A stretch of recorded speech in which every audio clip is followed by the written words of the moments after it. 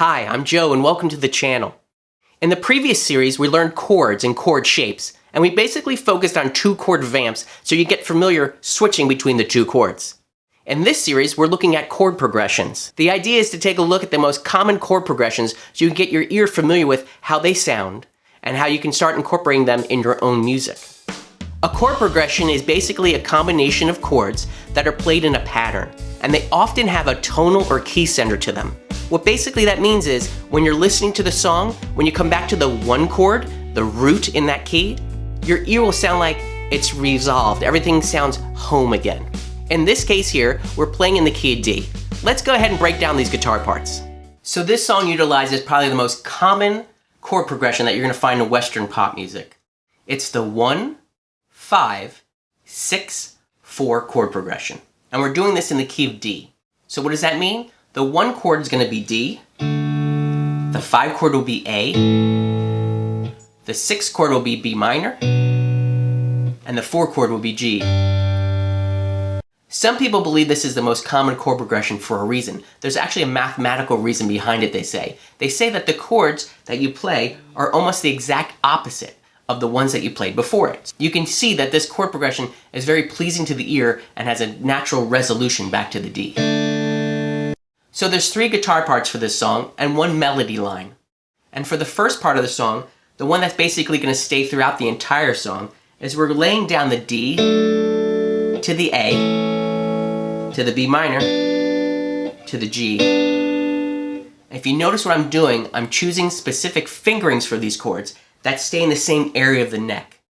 And when you're doing this as a guitarist, when you're looking for guitar parts, try to be as efficient as possible and have those same common tones that you're playing in certain chords ring through to the other chords to add continuity to the song part. So, I'm starting, instead of our D chord like this, I'm doing the first inversion, where I'm putting the F sharp on the top. And I'm basically primarily focused in on these 3 middle strings. And then when I go to the A, I do my A bar chord. I come back down for that similar shape we just did for the D, but I'm going to add my pinky on the B note to make this a B minor. And I'm going to slide my hand up to hit the G from that full G bar chord. Just the middle inside strings again. So again, staying in one position, D,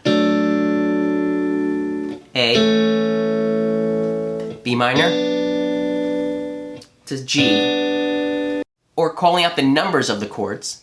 1, 5, 6, 4. And that just repeats over and over again in the background. The second part really plays off of the common tones in the chord progression. So we know the notes of D are D, F sharp, and A. And for A, we have A, C sharp, and E. Well, A, obviously, is a shared note. So what I'm doing is, this D shape, I'm only going to play the middle strings again. And I'm going to play the A and the D. And when I go to the A chord, I'm going to drop the D to the C sharp, but keeping the A in the bass. So I'm basically going from the root of the D down to the 3rd in the A chord. And when I go to the B minor, I'm going to play the B and the D, and the notes of the B minor are B, D, and F sharp. And for the G chord, we have G, B, D. Well, we can clearly hear that there's 2 common notes for that, right? We have the D and the B being shared between both chords. So for B minor, again, B, D, and F sharp. And for G, G, B, D. Well, the B and the D are the common notes that we're going to play off of. And I'm going to use basically the B minor shape here, but again, focusing on the middle string. And just like you saw for the first inversion of the D in the first part, we're going to play the first inversion of the G chord here. Just the middle strings. So this part goes like this for the D to the A.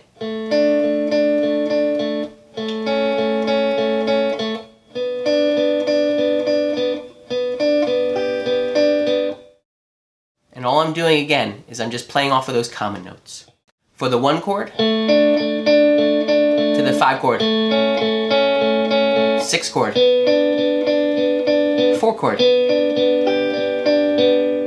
And I'm repeating the same pattern. Up tempo.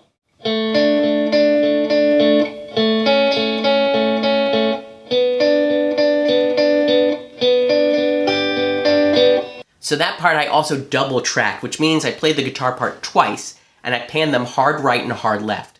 On the one guitar part on the left-hand side, I actually used a little bit different sound than I used the one on the right. And doing this really just adds a little bit more of a chorusy type of effect and actually thickens up the part. The first section of the song uses both of those guitar parts, but you'll notice that the second guitar part actually drops out. And when that drops out, I introduce a third guitar part, just basically playing eighth notes of the roots of each chord. So we have the D, to the A, to the B minor, to the G. And all this is doing is playing eighth notes.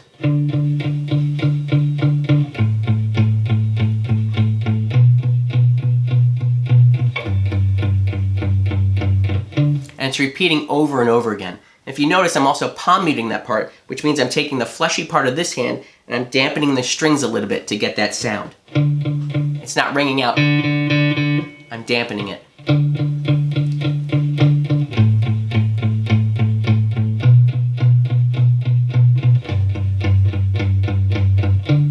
And again, that just repeats over and over again, but it adds a little bit of motion throughout that part of the song. The melody line is very simple, and I'm using basically the chord tones. The chord tones will always be your sweetest notes that you can possibly play over a chord. So in this case here, for the D, I'm really hitting home that third, that F sharp. And then I'm going to go up to the G, to the A again, which is a chord tone, back to the F sharp. So this part kind of goes like this.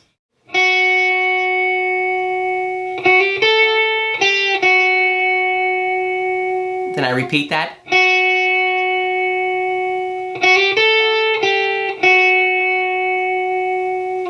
And I'm basically going to follow that with a little bit of a motif, if you will, where I'm going to repeat a similar rhythm pattern, but change the notes to match the chord.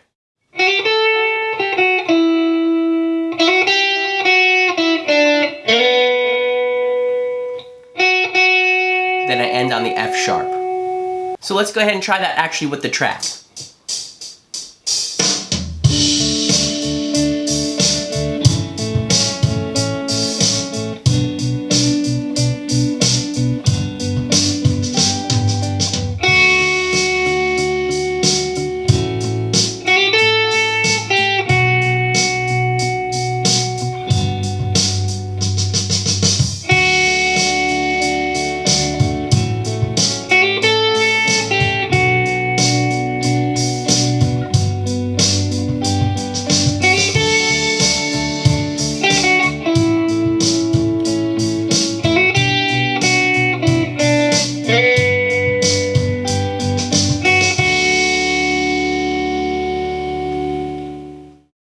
And that's all the parts for this song.